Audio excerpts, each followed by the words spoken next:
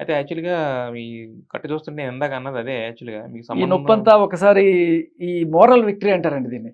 అంటే next process ఏముండబోతుందంటే, సరే అంత క్లియర్‌గా వాళ్ళందరూ నమ్ముతున్నప్పుడు అది it will go for a quash. హ్మ్. ఇది తప్పుడు కేసు అని చెప్పి క్వాష్ చేసేస్తారు. హ్మ్. అదే మనం ఫస్ట్ నుంచి పోరాడుతుంటే తప్పుడు కేసులు పెడుతున్నారు హ్మ్. అనేదే మనం ఆరోపణ. అవును. ఇవాళ బెయిల్ అయింది, రేపు క్వాష్ అవుతుంది. హ్మ్. అప్పుడైనా జనాలు నేను చెప్పేది నమ్ముతారు అంతే. హ్మ్. హ్మ్. అయితే యాక్చువల్‌గా మీకు సంబంధం లేని కేసులోకి మీరు దూరి ఇలా నన్ను ఇన్ ఇన్ దూర్చారండి. మీరు మీరు మీడియా వాళ్ళే మేము దూర్చారు మీడియా వాళ్ళేం నన్ను. దూర్చలేదు సార్. అంటే మీరు అంటే అంటే దూరిన్ మీరు కాదు. బట్ ఏదో ఒక అడ్వకేట్ గారు ఫోన్ యాహ్! చేస్తున్నారు. ఓకే. మాట్లాడండి.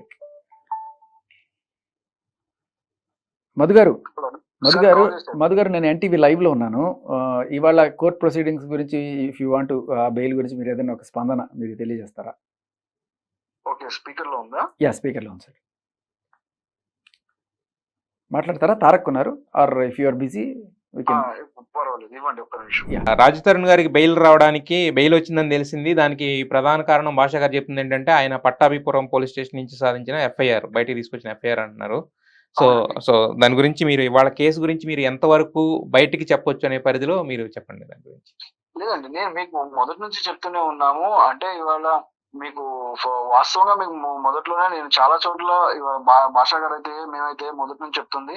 ఈవిడ మొన్నటి వరకు రాజ్ తరుణ్ గారితోనే ఉన్నానని చెప్పి, తర్వాత మస్తాన్ సాయి గారి లవ్‌ని యాక్సెప్ట్ చేశాము. హ్మ్. మస్తాన్ సాయి గారితోని ఎఫ్ఐఆర్ చేశారు ఆయన మీద గూడా అని చెప్పేది. అది చాలా పెద్ద అలిగేషన్స్ మస్తాన్ సాయి గారి మీద కూడా పెట్టి ఆయన మీద ఎఫ్ఐఆర్ చేయడం జరిగింది. అవునవును. ఇవాళ అదే అంశాన్ని కూడా కోర్టు వారు పరిగణించడం జరిగింది. అంతకు ముందున్నటువంటి ఎఫ్ఐఆర్‌లు కూడా కొన్ని చూడటం జరిగింది కోర్టు వారు. దాన్ని హ్మ్. పరిగణలోకి తీసుకున్నారండి. హ్మ్. అవన్నీ చూసుకున్న తర్వాతే గౌరవ హైకోర్టు వారు ఇవాళ బెయిల్ మంజూరు చేయడం జరిగిందండి. అయితే యాక్చువల్‌గా లావణ్య అప్పుడు ఈయన బయటకి తీసుకొచ్చినప్పుడు దాని మీద చెప్పింది కదా! ఇది నా సంతకం గాదు, ఇది నా రైటింగ్ గాదు, ఇది ఎంత తప్పుడు ఎఫ్ఐఆర్ అని చెప్పింది కదా! మరి కోర్టు దాన్ని ఆవిడ వాదనలేమి అసలు పట్టించుకోలేదా? సార్ అది చాలా పెద్ద అలిగేషన్ అండి. పోలీస్ హ్మ్. డిపార్ట్‌మెంట్ ఎవరితో సంబంధం లేకుండా, ఈవిడ గారి కంప్లెయింట్ లేకుండా, ఏమీ లేకుండా ఆ!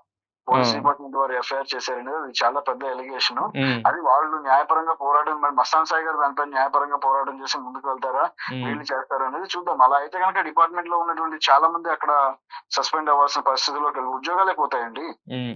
అయితే అలా తప్పుడు కేసులు ఫ్రేమ్ చేసి ఒక మనిషిని హెరాస్ చేయడం అంటే వాళ్ళ ఉద్యోగాలే వెళ్ళిపోతాయి. యాహ్! అయితే దిలీప్ సుంకర గారు మెయిన్ పాయింట్ ఏంటంటే ఫస్ట్ నుంచి కూడా నా దగ్గర 153 సాక్ష్యాధారాలు ఉన్నాయి అని చెప్పేసి చెప్తా వచ్చారు. మరి దాంట్లో ఇప్పుడు శేఖర్ భాష తీసుకొచ్చింది ఒకే ఒక ఎఫ్ఐఆర్. ఆయన 153 సాక్ష్యాల్లో ఏ ఒక్కటి కూడా బలంగా నిలబడలేకపోయిందా?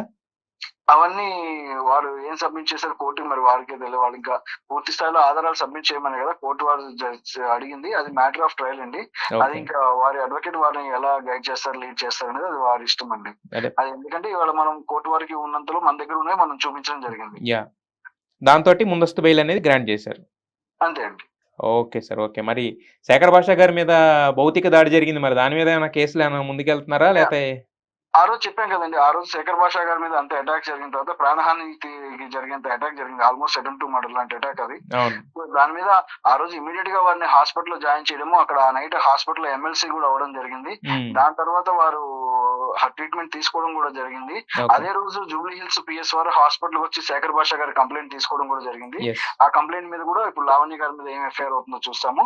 వీల్ ప్రొసీడ్ లీగల్లీ అండి. మేము మొదటి నుంచి చెప్తూనే ఉన్నాం యెస్. దీనిపైన. యెస్. యాహ్! మేము దీంట్లో లీగల్ గానే ప్రొసీడ్ అవుతాము. మేమేమి దుర్భాషలాడటం కానీ, యాహ్! తొందరపడి నిందలు వేయడం గానీ, మేము హ్మ్. సహనాన్ని కోల్పోయి మాట్లాడడం కానీ, హ్మ్. ఏది తప్పుడుగా మేము మాట్లాడడం గానీ ఏమీ జరగవు. ఖచ్చితంగా మేము అన్నీ లీగల్ గానే ప్రొసీడ్ అవుతాం. ఆ సహనంగా వెయిట్ చేసి న్యాయం కోసం పోరాడతాం. యెస్. ఓకే అండి. Thanks for your response on this అండి. యాహ్!